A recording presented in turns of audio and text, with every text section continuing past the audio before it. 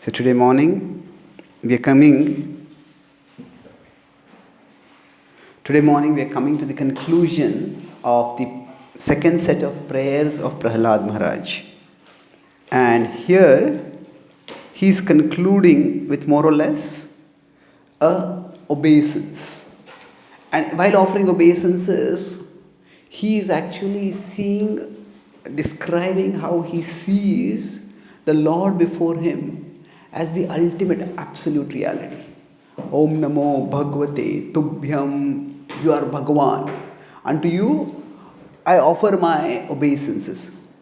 But then also he is saying, Purushaya Mahatmane. So actually in this verse, if we go into the 6 systems of philosophy that are there in the Indian tradition, Purusha is actually the ultimate reality within Sankhya.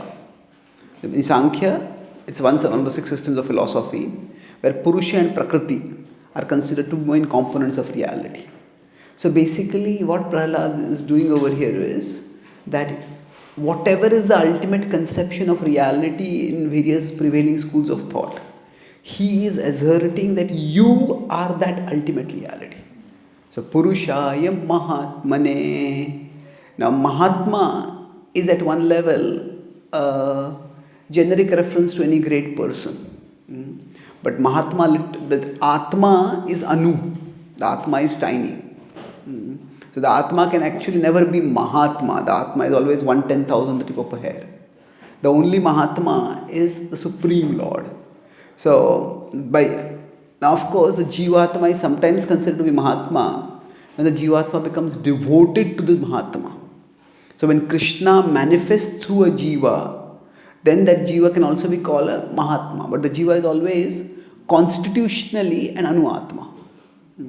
But when he uses the word Mahatma, basically this is apart from the simply being a glorification, it's also an assertion of personalism. Because within the impersonalist idea, there's only Brahman. Both the Anuatma and the Mahatma, the Jiva and the Bhagavan, both are illusion. So, Mahatmane. So he's asserting again that you are the supreme reality. Haraye Adbhuta Simhaya. He's acknowledging the special form in which that Lord has appeared. And the Lord appears to remove distresses. So he has appeared to remove the distress of Prahlad in the form of the torments that he suffered at the hands of Hiranyakashipu. And then he says, Brahmane Paramatmane. So Brahman, sometimes within our tradition, we consider Brahman to be the impersonal effulgence of the Lord. And while that is true, but that particular nomenclature is only within the Gaudiya tradition.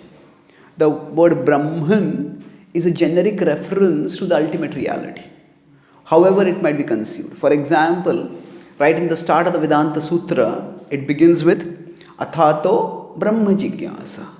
Now when the word Brahma is used, it is not to refer to now inquire about impersonal Brahman. It is saying just inquire about the ultimate reality. And that can be seen immediately from the next verse. That is Janmadi Asyataha. So that ultimate reality is the source of everything. So that is a reference to that Brahman is not just impersonal, it is ultimate reality. And then Paramatmane. So Paramatmane refers to that with the yogis, they consider Paramatma to be the ultimate reality. And that is the object of meditation for them. So in this way, whatever be the various paths a person might be following, the ultimate reality, however it is conceived, you are that ultimate reality. He is asserting his confidence. There is no reality beyond you. There is no reality bigger than you. There is no reality other than you. So, nothing bigger than you, nothing beyond you, nothing other than you. That is the idea of a complete conviction about enlightenment. Mattaha parataram nanyad kinchit asti dhananjaya. There is nothing beyond Krishna, nothing bigger than Krishna, nothing other than Krishna. So, See, within the evolution of God, or evolution of the conception of God, this is a hierarchy which is used by Advaitins, but it is not only their conception. They say you start with there's no God, then you move towards there are many gods. There are gods, but there are many gods. Then you move towards there is one God. And then finally you realize that there is only God. There is nothing existing beyond God. But now the way they interpret this is to say is that the only God means there's only Brahman existing everywhere. There's nothing existing. And in that way they try to position that whatever be your idea of religion, it all culminates in our idea of religion. That ultimately there's only God. There's nothing beyond God. Now this is true. But aham eva sam eva gre, in the Bhagavatam, in the Chaturshloki it says, I alone exist. Now Jiva Goswami, in his explanation of this verse, he states that when Krishna uses the word aham, he is using it sometimes to refer to himself as a person in contradistinction to everything else. Like Krishna says that I am here and the whole world is here. But sometimes when Krishna uses the word I, he is referring to all of existence. So for example, when Krishna using the word aham sarvasya prabhavo, I am the source of everything, he is saying. Now, he is referring to himself as a person. But if that's all there is, see, God is personal, but God is not a person like us. He is what you can say transpersonal. It's a transcendental person. That means Krishna is here and Krishna is saying, I am the source of everything. What that means is that Krishna does not exist separate from everything. Rather, everything is included within Krishna. Natadasti vina yatsyan maya bhutam characharam. That nothing can exist without me. So, within our philosophy also, the idea is that God is everything. God is there is only God that exists. But God is not a homogenized reality. Within God, there is Bhagavan, there is Jiva, there is Prakriti. That is what Srila Prabhupada says in the introduction of Nectar of Devotion, where he says Krishna includes his expansions, his energies. So when we say Krishna is God, at one level it's a simple statement, at another level it's a philosophically sophisticated statement. So that is what is being indicated over here. Now, if this sounds too confusing, we are not going to discuss this today. We can discuss this some other time. But I would like to focus on this one word over here, Haraye. Haraye Adbhuta Simhaya. So Haraye, it comes from the word Hari and Haran. Haraye means to steal away. And what does the Lord do? He steals away the distress of a devotee. Now, specifically if we look in the context of this word, this series of prayers. Now we talk about distress in various terms. We talk about distress in terms of the four miseries of material existence, Janma, Mrityu, Jara, Vyadhi. We can talk about distress in terms of the Trivittapa, Adhyatmik, Adi Bhautik, Adi Daivik. At the same time, the root cause of distress is not this. If there's a disease, the fourfold misery, the four kinds of miseries, the three categories of miseries, all these are the symptoms of the disease. The misery is primarily because of avidya kama karma bhi. Kunti Maharani says that it is because of avidya which leads to kama. Kama means it's material desire, But the way Prabhupada uses the word material desire is, it's desire independent of Krishna. So, the desire to enjoy the pleasures of the world independent of Krishna. So, today we will try to discuss how the Lord does Haraye. Haraye is how the Lord helps us become free from distress. Okay. So, today I am experiencing some tech distress. So, is this chargeable somewhere? Okay, leave it. We'll finish it. So, I'll talk about three broad things. When we have worldly desires, how do we deal with those desires? We can say bhakti purifies us of the desires. But then we also say we have to purify ourselves. So, when these desires are there, exactly how purification happens is to some extent a mystery. It means that one day a desire is troubling us a lot, and suddenly the next day the desire disappears. And sometimes the desire disappears to come back again after a few days. Sometimes the desire just disappears. Say we might have been eating meat before and we started practicing bhakti and the desire for meat just disappeared. So, when we talk about purification, it can at one level refer to we resolving, I will not indulge in this. And that's definitely required from our side. But from Krishna's side, at one time it will happen that the desire itself will disappear. The proposition from inside will stop coming. See, when we say desires come upon us, desires arise from two sources. One is external, that is we see some object, and the other is internal. Internal is some samskar is triggered and we feel the urge from within. I want to eat this, I want to touch this, I want to enjoy this. So now the external cannot be stopped. We cannot change the world so that it will be free from all temptation. But what Krishna says in 270 in the Bhagavad-Gita, that external desires may come in, but our consciousness can become like an ocean. Then the river is coming in the ocean, don't disturb. So now, how does our consciousness become like an ocean? At one level, there's nothing we can do to expand our consciousness. We can strive, but that expansion happens by Krishna's mercy. And at a particular time, we'll find the desires will just disappear. Now, till that happens, we all can pray that happens as quickly as possible. But till that happens, so external will remain, even if a person, external in the sense of the tempting objects will remain. But the internal can disappear by Krishna's mercy.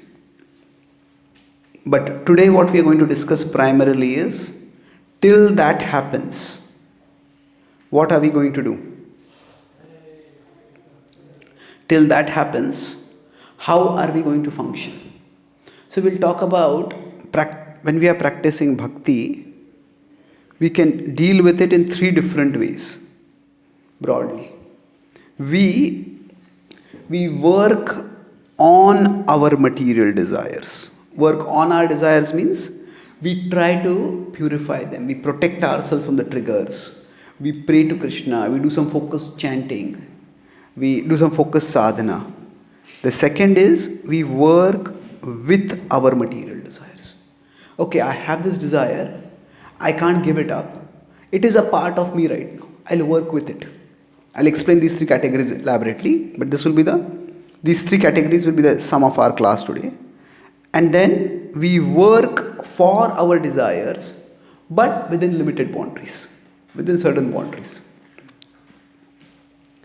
So the point is that when we hear about pure devotees and how they are free completely from all worldly desires, that can sometimes be inspiring and that can sometimes be discouraging. Because it's inspiring that somebody can be free from all desire other than the desire to serve Krishna. But at the same time, it may be discouraging because we may have so many other desires. And we can't artificially reject the desires. By artificial reject means the desire is present within us, we can say no to it, but sometimes saying no, it just gives us a sense of determination and we feel, yes, this is finished. But sometimes saying no, it just creates a sense of suffocation. And how long can I keep saying no? So that can become very difficult to manage. So we look that there's not just one strategy within the tradition for dealing with worldly desires. There are multiple strategies. So the most common that we talk about is work on our desires. Work on means that we try to deal with that particular anartha. If somebody has a lot of greed, then a lot of craving for possessions, for wealth, then we may read particular sections of the Bhagavatam. Maybe we can read about the Avanti Brahmana, we can read about the where person had a lot of wealth and suddenly lost everything. Where wealth lay, we can read about Bali Maharaj. So the Acharyas have described that for different anarthas, different pastimes can be helpful. Now it's not necessarily that pastime alone will be helpful. We have to find out what works for us. But we can work specifically on those desires. When we work on those desires, what does this mean? So when we work on a particular desire, basically for us, we create boundaries for ourselves. That this is what I'm going to do, this is what I'm not going to do.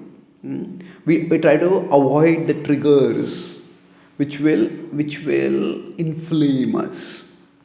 So generally the desires are there within us and from there they pop up. We can't stop how they will pop up from within. But at least we can stop giving external triggers for them as much as possible.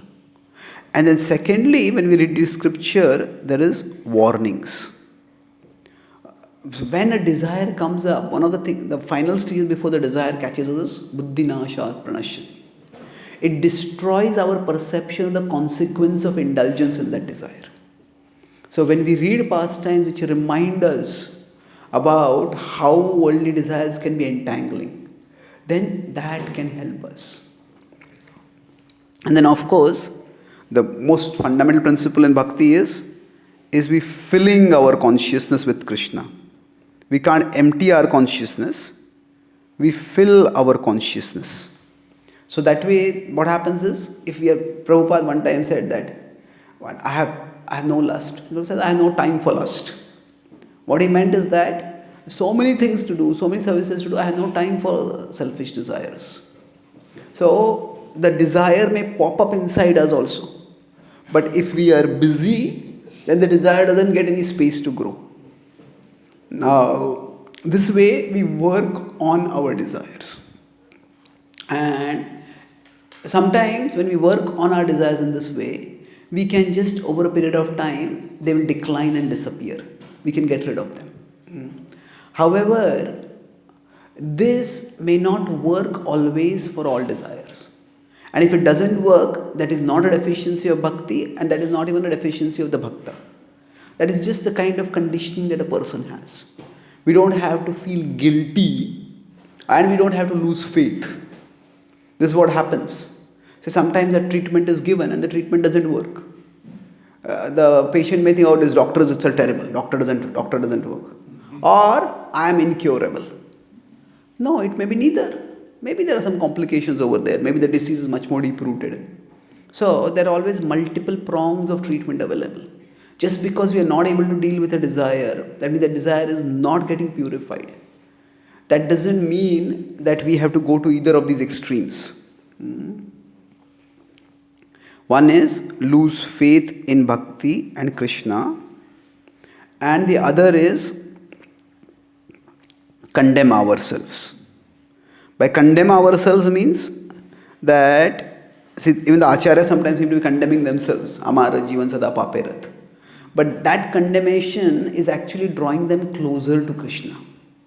For us, when we condemn ourselves, we just say, I'm hopeless, I'm useless, and we just quit. So, this condemning ourselves, if it's leading us to quitting, then that is unhealthy. We don't want to do that. So then what is the alternative? If, for example, within the tradition itself, the Nishtika brahmacharis, there are Upakurvan brahmacharis. So the idea is, it's not that the Upakurvan brahmacharis are supposed to live lifelong with guilt. That, oh, I could not control and purify my desires. I could not get rid of them. Nothing like that. Throughout history, most people, even in Vedic times, have been grahasthas. Even the sages, most of the sages we see are grahasthas. So there is no need to think that if somebody is not able to, just by hearing, purify themselves of desires, that makes them a lesser devotee. That just means there's a different path for them to grow. And that which was exceptional even in previous ages, we cannot make that the standard in this age. That means, what is the standard? That you just hear and renounce all desires. That was exceptional even in Satyuga. That was so. If it's exceptional in Satyuga, that is going to be much more exceptional in this age. So we need to be kind to ourselves. Worldly desires take some time and effort to overcome. And the first method is not the only method.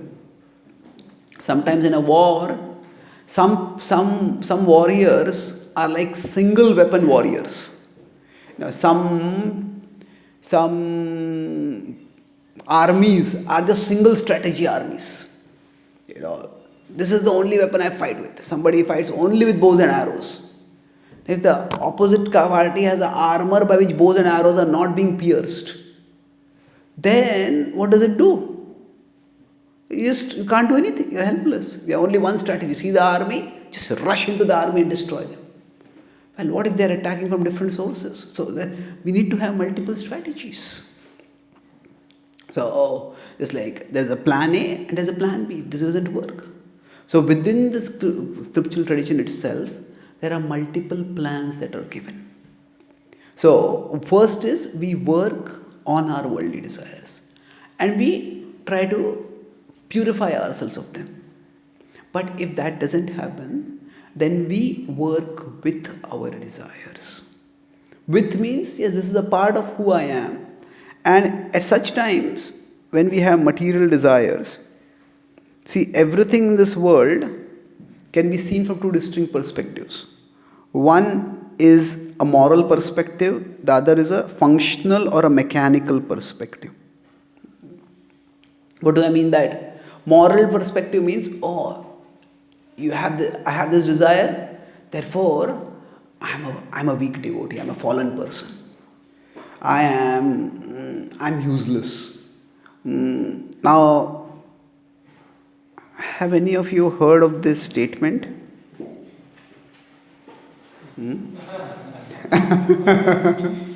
So now what happens is, when we make this statement, we make this part fallen so big that we forget the soul part. And I am fallen. Well, bhakti means sarvopadhi vinirmuktam, to become free from all designations. And fallen is also a temporary designation. Just like to think I am a man, I am a woman, I am an Indian, I am American, I am young, I am old. These are designations. These are temporary. So fallen is also a temporary designation. So just as identifying too much with our physical beauty or lack of beauty, with our just as over identifying with any identity other than the fact that we are souls or parts of Krishna is a problem. Similarly, over identifying with our fallen state is also a problem. So if we identify more with the fallen part than the soul part, then we may be thinking that I am having humility. But we are not having humility, we are having self-pity. And self-pity is a form of Maya. Because it is completely self-centered. Oh, I am so fallen, I am so fallen, I am so fallen, I am so fallen. Okay, you are fallen, but what next? Okay, how can you serve Krishna? I am so fallen. Okay, you are fallen, but how can we serve Krishna? It is not that just because I am fallen, I stop being a servant of Krishna.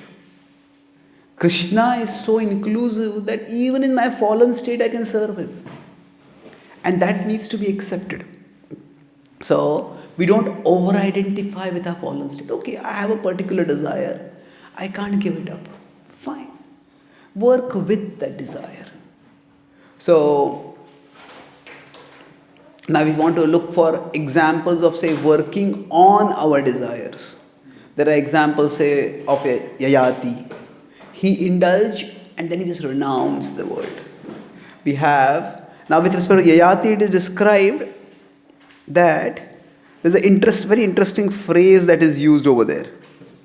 It is said that when Yayati got the realization, he renounced the world like a bird who has developed wings and flies away. So now, it is not that the bird does something special. Okay, wings come out, wings come out, wings come out, wings come out. No, the bird is trying, maybe flapping its wing, trying. And one day the wings are there and the bird flies away. So, the bird's trying is important. But the bird's trying is not going to accelerate the growth of wings. When the wings come, then the flight becomes natural. So for all of us, we want the wings to come so that we can fly in the sky of service without being pulled down by the gravity of our worldly desires. And we can keep serving more and more and more. But that will happen in its own way. That will happen by Krishna's mercy at a particular time. What is that time? We can't predict that. And one aspect of being surrendered is to accept the condition we are in and to serve Krishna in that condition. So that's what our Krishna tells Arjuna, that this war is inevitable. You want to serve me? The way you have to serve is accept that this war is going to happen and see how you can serve me within this war situation. So like that, okay, for us, maybe our lived reality is we have to fight, we have to live with our desires. So when we work with means, we have a desire, we make arrangement for fulfilling that desire. But our focus is not on fulfilling that desire. Our focus is on serving Krishna. So the example for this is Kardam Muni. Now it is said Kardam Muni performed such austerities that the Lord himself appeared in front of him. But after the Lord appeared in front of him, Kardam Muni, he desired to have a life partner. Now you may say, if he has already darshan of the Lord, he can perform such austerities that he can have darshan of the Lord. Why does he need a life partner? But that's not seen necessarily as a contamination. Or even if it's seen as a contamination, it's not seen as a wrong thing at all. It is, yeah, that's what he needed, that's what the Lord provided him. So we work with our desires. Okay, this is a desire I have. Now he did not perform austerity to pray to the Lord for a partner.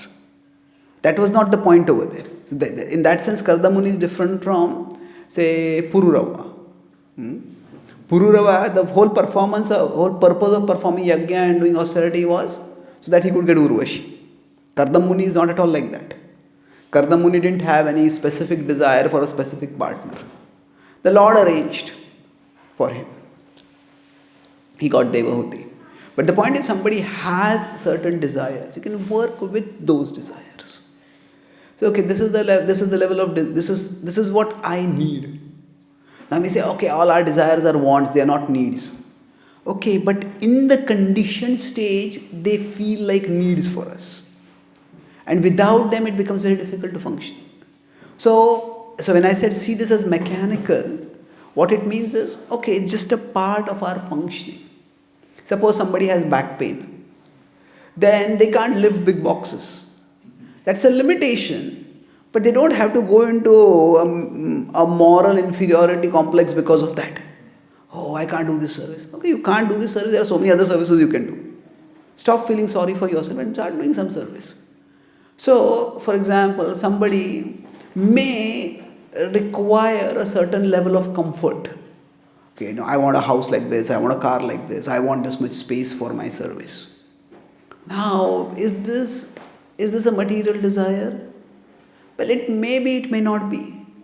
But the point is, if that's what gives us peace of mind, okay, I want this much level of comfort. If I have this much level of comfort, I can serve Krishna nicely. Okay, then have that level of comfort and serve Krishna. So that's why when Krishna uses the word yukta ahara viharasya, Krishna does not attach any quantity to what is yukta.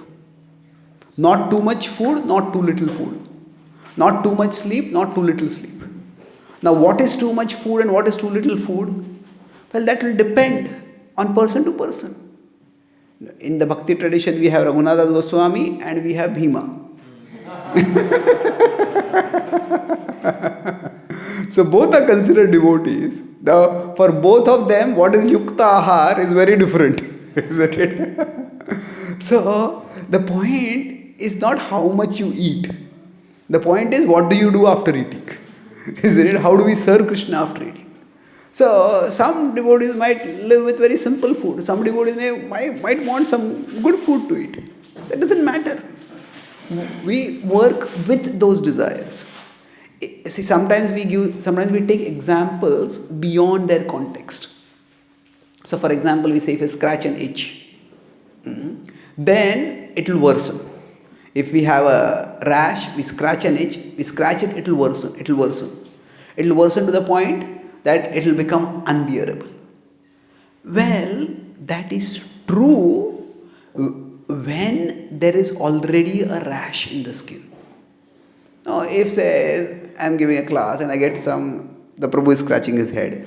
Now I get to scratch my nose. Maybe it's not the most pleasant thing to do in a public place. But it's not that if I scratch my nose once, for the rest of the time I'm going to scratch my nose for the rest of my life. No, that's a urge which comes, it goes. If there is a disease already there, if there's a rash already there, that's when that's going to create a problem. Otherwise, scratching itself is not the problem. It's like, say, suppose somebody, one day they have a desire to eat a halwa. Now, okay, you eat the halwa, is it that for eat halwa once, after that, 24 hours for the rest of your life constantly gulping down halwa? No, it's not going to happen, isn't it? Now, so there are many desires, they may be distractions from bhakti. But sometimes trying to fight against that desire is a greater distraction than within boundaries indulging in that desire. So, say for example, somebody wants to chant and they're feeling very hot. I say, okay, I want to sit under a fan and chant. No, chanting is tapasya, I should do some tapasya. And then you sit and you're feeling very hot and feeling uncomfortable and you're trying to chant. Now, we may be chanting, but we are thinking about how uncomfortable we are feeling. And we are not Krishna conscious, we are just physical discomfort, physical pain conscious. Well, forget it. Okay, turn on a fan and sit down and focus on Krishna. Isn't it?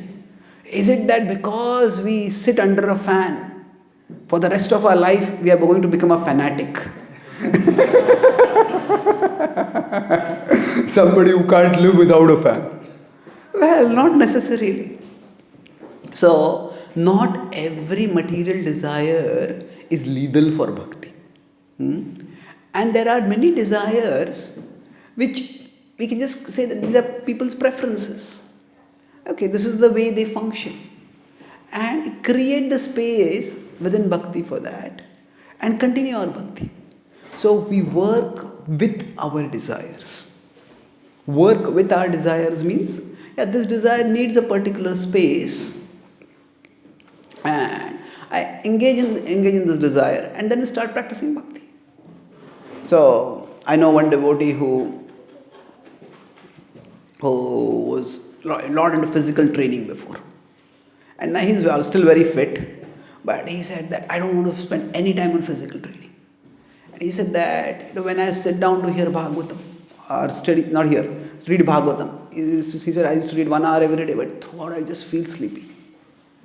So then, he said one day I just tried 10 minutes before studying Bhagavatam, I did a vigorous physical workout, just jogging or doing some exercise. And after that, for the next 50 minutes, I found I was so fresh. So now he's been practicing bhakti for 15-20 years. Now he knows what is anukul for his bhakti. Now, first of all, there's nothing wrong in doing physical exercise. That's what is required for health. But apart from health, if that increases mental alertness and that enables us to remember Krishna better, then okay, 10 minutes of doing some physical workout, you're doing 50 minutes, maybe those 10 minutes we could have read Bhagavatam. But we might not be reading Bhagavatam, we might be sleeping while reading Bhagavatam. So, rather than focusing only on numbers, we focus on quality. So sometimes, as I said, some worldly desires, I don't even like the word desires in the sense of it. They are desires, but they are not toxic, they are not lethal. Okay, there is some, you work with that desire. Don't make that desire bigger than it needs to be. But don't try to make it smaller than it can be. It is there, give it some space and move on with life. See, because what happens is sometimes when nothing is open for negotiation, then everything becomes open for rebellion. See, if somebody feels that there's some authority figure, and then the authority, 90% of their expectations are reasonable, but maybe 10% are somewhat too much for a subordinate. Now, if the authority is open for 10% negotiation, then the subordinate is actually grateful for the other 90% and works with that. But if the 10% is also not open for negotiation, then resentment piles up. And then when there is rebellion, that rebellion is not just against the 10%, that rebellion goes against the entire 100%. So much of what was good also gets rejected. So sometimes we have to learn to negotiate with ourselves. That sometimes we think that bhakti or self-mastery means making our mind and senses our slaves. But Krishna never uses that word. Krishna says the mind has to become your friend. So friend is very different from a slave. Now of course, we don't want to be a slave of our mind and senses.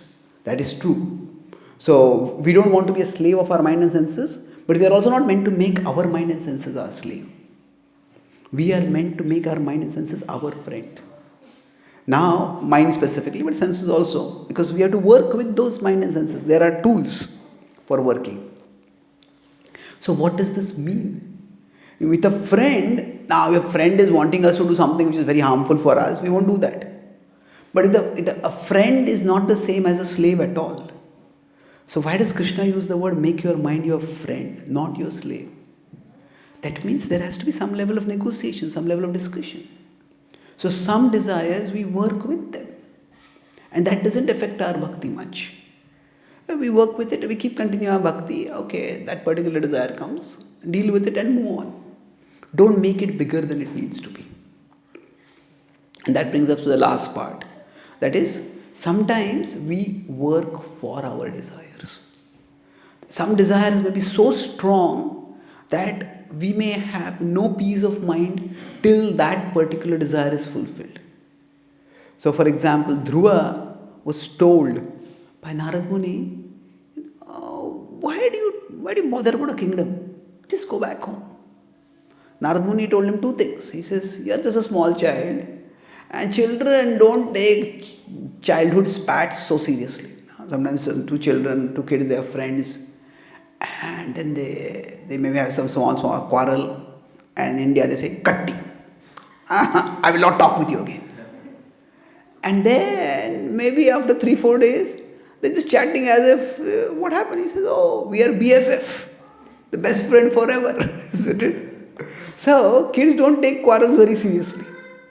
So you're just a kid, go back home, don't take all this so seriously. And then Narad Muni says, if you think you are not a kid, if you think you are mature, then those who are really evolved, they don't take honor and dishonor very seriously. These things keep coming and going. So don't take it seriously. And now what does Dhruva say? He says, your words are true, but they find no place in my heart. They find no place in my heart. Please give me an instruction that works for me. So his desire was so strong at that time, that he just couldn't think of anything else. So what did he do? He worked for his material desires. but he worked within the ambit of bhakti. That means he practiced bhakti intensely. Now, was his practice of bhakti materially motivated? Yes, it was. But it was the practice of bhakti. And that's why the Bhagavatam has akamaha sarvakamava moksha kama udarati. So the focus is, the Bhagavatam says, not what is the level of your material desires. The focus is what is the level of your bhakti. Tivrena bhakti yogena yajeta purusham param. So sometimes we focus too much on decreasing the level of our worldly desires. But instead of that, we encourage ourselves or others to just increase the level of our bhakti. Now we may say the two are mutually exclusive. That if we are increasing the level of material desires is high, then the level of our bhakti can't be high. Well, it's not always like that. In some cases it may be, but it doesn't always have to be like that. Some people can follow the rules and regulations of bhakti very diligently because they have a particular desire to fulfill. And that desire is so strong, okay, if this is the means, then let me do this. Now we could say Dhruva's desire at least was not very destructive. Okay, he didn't want that, oh, I'll have a kingdom bigger than my kingdom, and then with the army of that kingdom, I'll go and kill my father and kill my stepmother, and I'll show them. No, it is not a destructive desire, it is a competitive desire. Competition can be destructive, but it doesn't always have to be destructive. In the Bhagavatam, there is also an example of a destructive desire. That is Diti. So, what happens with Diti is that Diti, she hears that actually Indra is going to conspire with Vishnu and is going to kill her sons. So she starts perform. She goes to her husband and says, who is her husband? Kashyap Muni.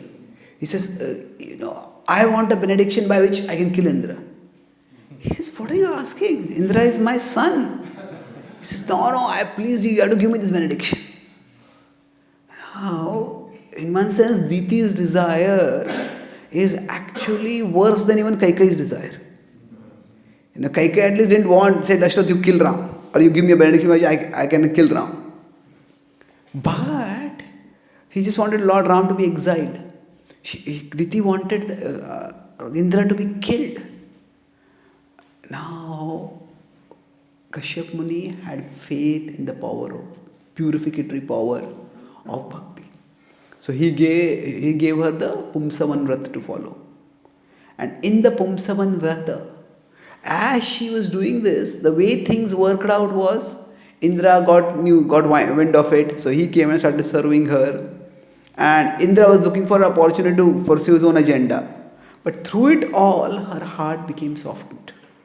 Just as for Dhruva, by the time he got the kingdom and he came back, by the time he saw the Lord and he came back, his heart had become free from all animosity toward his stepmother. So it's not worth fighting over.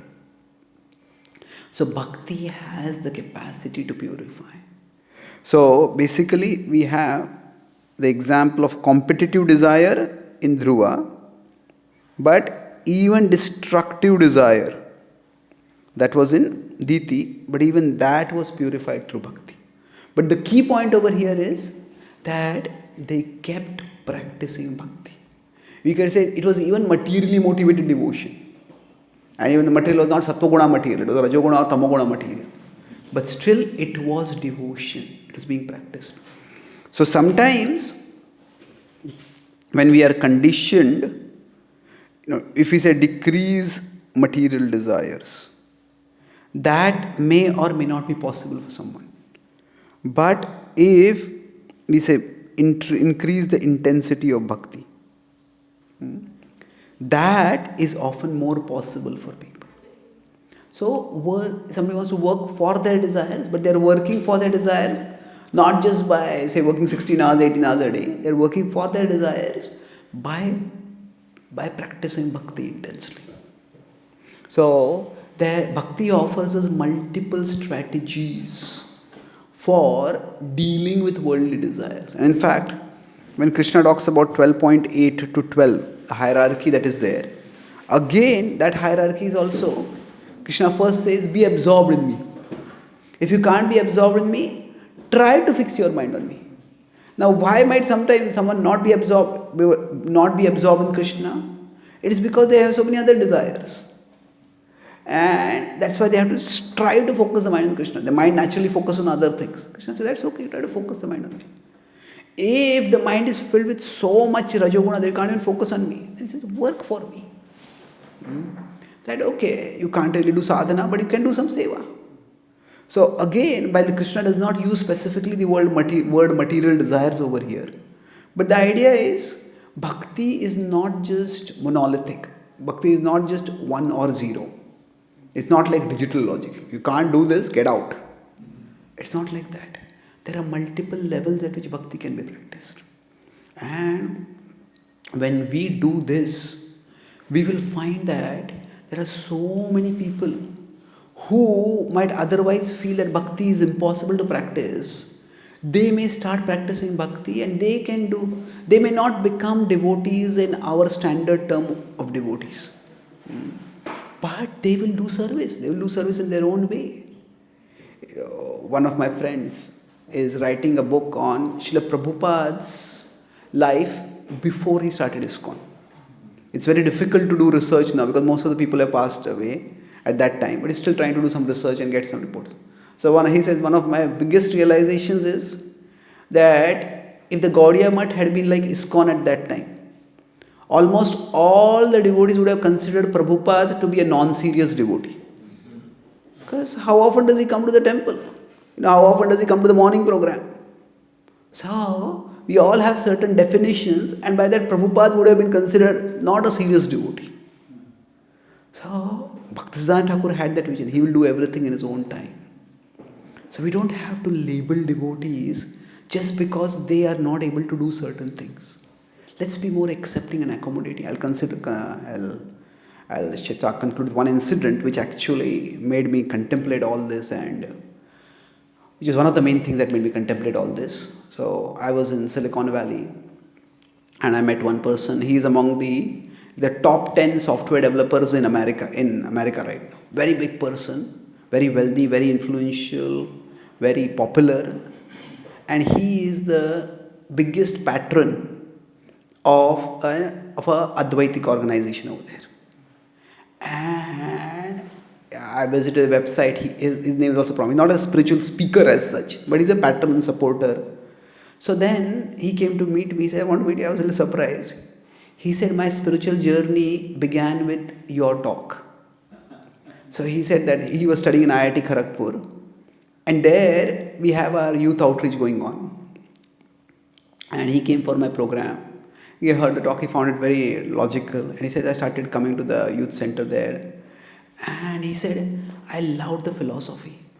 I liked the philosophy. Everything seemed to make sense. But the practical demands were impossible for me. And that's why I just gave it up. I felt very guilty with myself. Then I decided I have some spiritual instinct. I want to explore it. So which other spiritual path is good but doesn't make so many demands? And then he found this Advaitic path. So then I asked him, what was the demand that you found very difficult? He said, I heard in the class that you should not read any books other than Prabhupada books. He said, since the age of 7, there is not a single week in my life when I have not read 2 books every week. I read 100 books at least every year.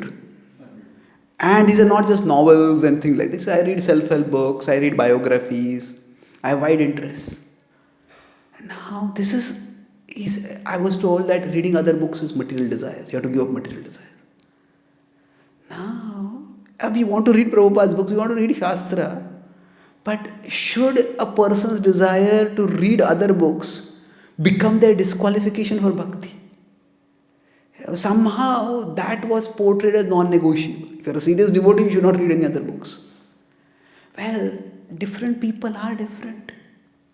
Some people who are more Brahminical, their life is in reading books. For some people, it takes a lot from their life to read books. Isn't it? So most people are non-Brahminical, no offense to them. So for them, they have limited stamina for reading books, and for them, okay, if you have limited stamina for reading books, instead of reading novels and this and that, read Prabhupada's book, read Shastra. But for somebody whose life is reading books, that's what is the driving, most absorbing thing for them, to tell them don't read any books other than Prabhupada books. That is intellectual torture for them. And this person didn't have to consider bhakti is impractical for this reason. But somehow, wanting to read books, and most of the books, I say sattvic books, they may not be spiritual, but sattvic books. Why should that desire be made into a non-negotiable stumbling block for someone? There's no need for that. So sometimes we use material desires and put sattva-guna, rajoguna, tamoguna, everything into one category. Material desires, give it all up. And people think I have to give bhakti up only. No. If our movement is to spread, if our movement is to have an impact in the world, we can't expect everyone to become pure devotees. Yes, Prabhupada said that one moon is better than 1,000 stars, which is true, of course. But sometimes, in trying to get that one moon, we are extinguishing 1,000 stars. No, let the stars also be there, let the moon also be there. Isn't it? So if somebody can aspire for pure devotion and just give up all other things as distractions, wonderful. But if somebody can't, if they have some spark of devotion, give place for that. Prabhupada himself did that. Prabhupada had many of his Western disciples who just gave up everything and dedicated their lives to Krishna. But then when Prabhupada came back to India, he saw Indians were not ready to do that. So Prabhupada created the life membership program, where they were basically contributing something to Krishna's service. They were not ready to commit their life to Krishna's service, but they were contributing. They were giving financial contribution, they were giving some contacts and other support. And that was also valuable. And Prabhupada gave a respectable place for them. So did they have material desires? Well, they didn't have the desires to break the four executive principles. That is because the culture was relatively pure. But still, they needed their comforts, they needed their wealth, they needed their social position. And Prabhupada did not say, you give it all up. So Prabhupada accommodated them. So actually Prabhupada was visionary. And we also need to accommodate people at different levels. And some people may stay at one level for their entire life. And that's okay. Somebody may just do some service. They may never become a really serious sadhakas. But they're doing service, that's wonderful. Let them do that service. Somebody may not want to give up one particular desire, but still they can be practicing bhakti. We have in the Chaitanya Charan the example of Pundrik Vidyanidhi. He's a devotee living in opulence. But his opulence did not stop his devotion. And he was accommodated. Not just accommodated, appreciated that way. So bhakti is too complex to be fit into a one-size-fit-all formula. This is, if you do this, you tick this boxes, only then you are a devotee. If any box is unticked, then you are not a devotee. No, let devotees grow at their pace. Those who want to grow rapidly, wonderful. Those who don't want, those who not feel that that's too much for them, let's accommodate them also. And everybody can keep moving toward Krishna and can keep helping others to move toward Krishna. So I'll summarize what I discussed today. I made 5 different points. I started by talking about, first, how this particular verse is talking about the absolute truth in various aspects. The absolute truth as conceived in the Sankhya, in Yoga, in Sankhya, in Advaita. All these are included in this particular verse, and I focus on the Haraye part. How the process of bhakti can help us become free from material desires. I talk about 3 things. We work on our desires. That 3 things over there. We set boundaries for ourselves to function. We read scriptures which give us warnings about the material desires. And then we fill our consciousness with Krishna. But then if that doesn't seem to be working for us, then we work with our desires. So with means, yeah, that desire is there. That's a part of whom I am. Instead of seeing it as a moral deficiency, we see it simply as a mechanical functionality. This is what my mind, body, machine needs right now. Let's have it and move forward. So the scratching and each example, it is true within a particular context. It's not that every scratch is going to make us a compulsive scratcher. So it's not that every desire when indulged in is going to become like an insatiable fire. So some desires, we just like we discussed the example of Kardam Muni, indulge in that and move on with their life. And the last is we work for our desires. Some people might just need a particular level of achievement in the material world before they can focus on bhakti. So if that is the case, then the example is of Dhruva over here. Dhruva at least had a competitive desire, Diti had a destructive desire. But both were accommodated within bhakti. And the last point we discussed was that when we are practicing bhakti, rather than making it as 1-0, rather than making it everything as non-negotiable, we see that each individual has to make that negotiation. The point is that the mind is not to be made a slave. The mind is to be made a friend. And that means each individual has to take responsibility for deciding how best I can work with my mind. And so if somebody wants to read books, somebody wants to do some workout, somebody wants to do certain things, let's give them space. Somebody wanted material comfort, Prabhupada created life membership program. They can have their material comfort. Krishna may not be their life may not be dedicated to Krishna, but Krishna can be a part of their life, a major part of their life. So, and if we accommodate that way, then both many devotees can be a part of the movement and much more impact can be done on the world. Thank you very much. Hare Krishna.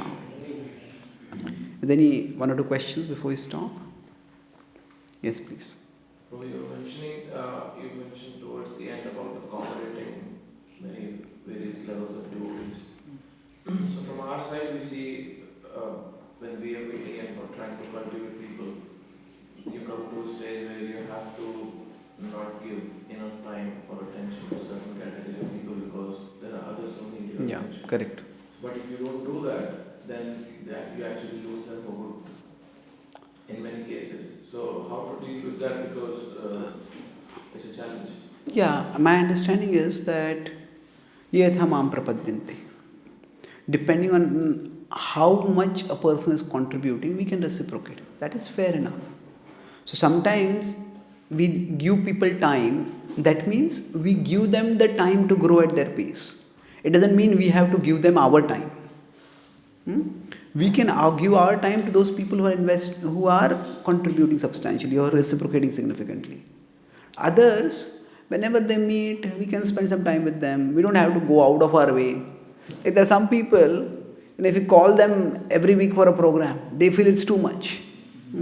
But maybe there's we have some database when their birthday is there, their family's birthday is there. We offer them some wishes, send them some prasad. They are happy, and that's the extent they want Krishna in their life. And they give some contribution, they do some seva for Krishna. Now, if that is the level at which they are comfortable, then that's fair enough. So sometimes our giving more time to people is seen by them as an intrusion in their life. So if they don't need, then we don't have to give them more of our time. Now if some people, they have a lot of expectation of time and their reciprocation is very less, then as devotees, we are preachers, we are educators. We are not therapists. Isn't it?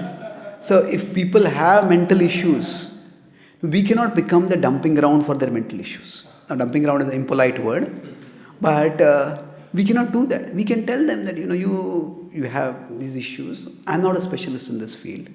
See, everybody should feel cared for and valued. And in that sense, at a human level, we can be there for people. But if people have complex mental health issues, we can't be expected to take care of that. Chanting and bhakti deals with the mind ultimately. But if somebody's mind has a lot of issues, then some specialist intervention might be required. And when we try to, now we use the word sometimes counselor. Now, as a counselor, we are spiritual counselors. We are not professional counselors. So, if somebody is very needy, then needy or clingy, then we have to create some boundaries over there. These are what needs that I can satisfy. But you may need somebody else to satisfy other needs. Just like if somebody has physical health problems, we don't say that, I'm Ayurvedic doctor, I can give you medicines. So similarly, why should we think that all mental health problems of people we can solve? Somebody has a lot of complex relationship issues. At a basic level, we can try to solve relationship issues for them. We can try to give them some principles. But we can't become a mediator for all their relationship issues for the rest of their lifetime. Isn't it? Unless, of course, we are invested in that particular devotee for a particular reason. So we have to reframe their expectations from us. And once that becomes clear, then they will also accept, okay. Then we'll find out how much they want to be committed in bhakti. Okay? Thank you. Yes, please. Okay, we'll come to you. Hare Krishna Prabhuji, thank you for the wonderful class. Prabhu, you mentioned how we should work on our desire, our material desires, and you also mentioned when we pray to Lord Krishna to fulfill our spiritual desires, He immediately fulfills it.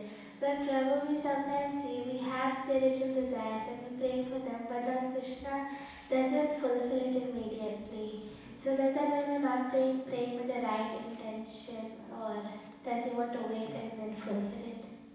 Yes. Now, see, prayers are not some backhanded way for us to become God, isn't it? Just because we pray sincerely doesn't necessarily mean that all our desires will be fulfilled. Now, yesterday there was this World Cup final. So this happened long ago. My spiritual master Adhant Maharaj was asked this question. There was some India-Pakistan match, and there's one congregation devotee, his child. It was normally, whenever he would come to the temple, he would meet Maharaj, and he was very cheerful, very devoted. This day, it was many years ago when the community was very small. It was maybe 88, 89. So he seemed in a very bad mood on that day. Very silent, very withdrawn, almost sullen. Yes, what happened? So he said that, the mother told, yesterday was this India-Pakistan match, and maybe India-England, some match was there. And he prayed that India win. And India lost. So he says, why did Krishna not fulfill my desire? So Maharaj told him that, there's just a child like you in that country praying just like you. So Krishna fulfilled his desire. So my point is that even if now this is the material desire, you can say who wins a cricket match. And you can talk about a spiritual desire also. But the material world is a limited place. And there will always be some limitations in this world. So it's not necessary that even if we have a spiritual desire, it will always be fulfilled. Now Prabhupada certainly had the desire to build the Juhu temple. Prabhupada had the desire to complete translating the Bhagavatam. That's why even when in his last days, Prabhupada disciplines, we heard that how Prabhupada was translating. So Prabhupada clearly wanted to do the Bhagavatam. But then he ran out of time. And he accepted that. When he came to his near end, he did not say, oh Krishna, please let me stay for a few years. Let me complete this Bhagavatam. When he was asked, does he have any desires? He said, kuch ichha nahi. So although it is a spiritual desire, Prabhupada was not attached to that spiritual desire more than he was attached to doing Krishna's will. That, yes, I want to do this for you, Krishna, but if that's not your plan for me, I accept it. So our spiritual desires also, our desire is to serve Krishna. And within that fundamental desire or foundational desire to serve Krishna, we can have particular desires. And having those desires itself pleases Krishna. Because it shows that we are taking initiative in serving Him. But if the desire is not fulfilled, we accept that. Because we are not the controllers. Krishna is the controller. As having that desire, so we don't have to think that my intention was not pure enough or whatever. we can just accept that Krishna has some other plan for us and continue our service to Krishna. Maybe some other desire, some other time will be fulfilled. Okay. Thank you. Hare Krishna. Last question for you. Yeah.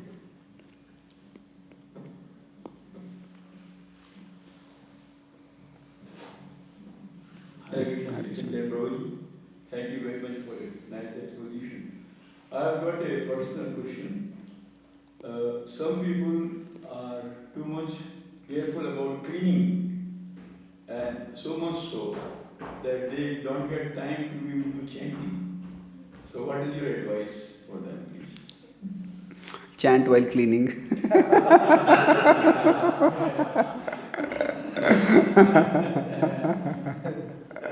That is not possible. Yeah, it's... See, we are... Too tired, and you are not able to sleep. And if you can't sleep, how you can't do chanting in the morning? You can't get it. Yeah, it's... See, we all have certain issues. For me, I am a English punctuation fanatic. It's like, I remember one time there was some announcement in Pune temple where I was staying, and the announcement was put big font, and there was a typo in that. And I was sitting and chanting. I just could not focus. It was like torture in my head. The spelling is wrong. And then I told the devotee, can you remove that printout, it's wrong. And he said, nobody except you is thinking that it is wrong. So I was disturbed that it was wrong, and then I was disturbed that he was not disturbed. So I just went out of the temple hall and walked and chanted at that time. I just couldn't look at it. So we all have things that are intolerable for us. But what can we do? Bhakti means we have to learn some tolerance. So if we can't tolerate it, just move away from there. So I know one devotee, he says that he's a very good pujari when he does dressing. But being a good pujari also makes him a very good or a bad critic of others' pujari work. So every time he says I take darshan, my mind is cataloging all that is wrong that is done in the dressing. And then darshan does not give me any joy, because I'm seeing everything that is Krishna's peacock feather is not like this garland is off, this is like this. So I told him, so what is the solution? I asked him. He says, I should dress every day. Well, that is not a solution. He said then I told him, Prabhu, that maybe the best thing you can do is, for us it's laughing matter, but for us it was not. It was a very big agitation. So I told him, Prabhu, if it's causing this much agitation, then better you get your home deities, you dress them every day, you take darshan of those deities. And be satisfied that you're doing this. He says, now I can dress my deities, and when I come to the temple, I take darshan, I don't feel so agitated. So somehow we have to create space for ourselves. So maybe we can decide that somebody who has this, instead of the whole house, this is my part of the house. This I'm going to keep clean according to my standards. And maybe that doesn't take so much time and energy. If everything we try to clean, it becomes difficult. Okay? Thank you. Granthraj Srimad Bhagavatam ki, Srila Prabhupada ki, Gaur Bhakta Vrinda ki, Itai Gaur Premanand.